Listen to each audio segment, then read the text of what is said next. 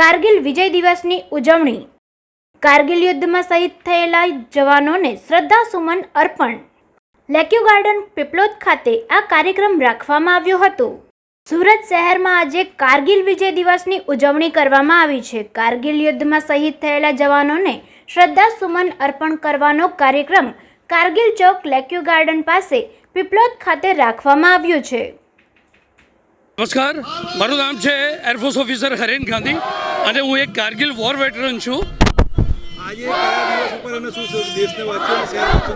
આજે ખરેખર ખૂબ જ ખુશીનો માહોલ છે.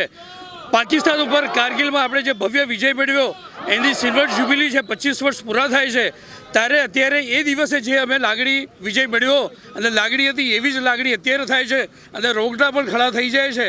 ખરેખર આજે અમે વિજય મેળવ્યો છે. કારગિલ યુદ્ધની શરૂઆત થઈ ત્યારે એવું હતું કે પહેરેલા કપડે જે યુનિફોર્મ પહેરેલો અમને આદેશ મળ્યો કે તમારે અહીંયાથી જ બધી તૈયારી કરીને યુદ્ધ ભૂમિમાં આગળ નીકળવાનું છે. તમારો માલ સામાન કે જે પણ જરૂરિયાત છે તમારા ઘરેથી પછી મંગાવી લેવામાં આવશે. આવી સ્થિતિ સાથે અમે યુદ્ધ ભૂમિ પર એક સ્ટ્રેટેજિક લોકેશન પર નીકળ્યા હતા અને અમે એક રડાર યુનિટ સાથે હતા અને એનું કામ હતું કે પાકિસ્તાનના જે એરક્રાફ્ટ બોમ્બે હાઈ અને આપણું ફાઇનાન્શિયલ કેપિટલ મુંબઈ કહેવાય એની પર હુમલો કરવાની મંશા હતી, એને ઇન્ટરસેપ્ટ કરી રોકી અને તોડી પાડવાનું હતું. એમાં અમે સફળ થયા હતા.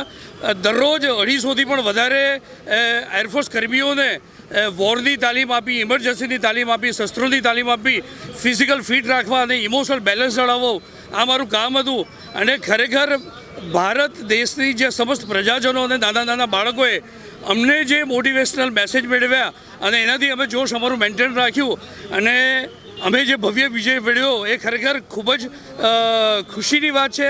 અને ભારત હંમેશા કેમ જીતે છે તો એક જ વાત કહું, પાકિસ્તાન જ્યારે પણ ચમકલું કર્યું છે, હુમલો કર્યો છે ત્યારે એની નીતિ ચોરીની, લૂંટફાટની, તોડફોડની અને દહેશત ફેલાવવાની હોય છે. જ્યારે ભારતનો દરેક સૈનિક જ્યારે પણ યુદ્ધમાં ઉતરે છે તો એની મનસા ફક્ત એક જ હોય છે, પોતાના મા બાપની રક્ષા કરવાની, પ્રજાજનોની રક્ષા કરવાની. એટલે જ આવા સારા ઇન્ટેન્શન સાથે ભારત જીત્યું છે અને હંમેશા જીતતું રહેશે. Arvind Rathod, GTV news, Surat.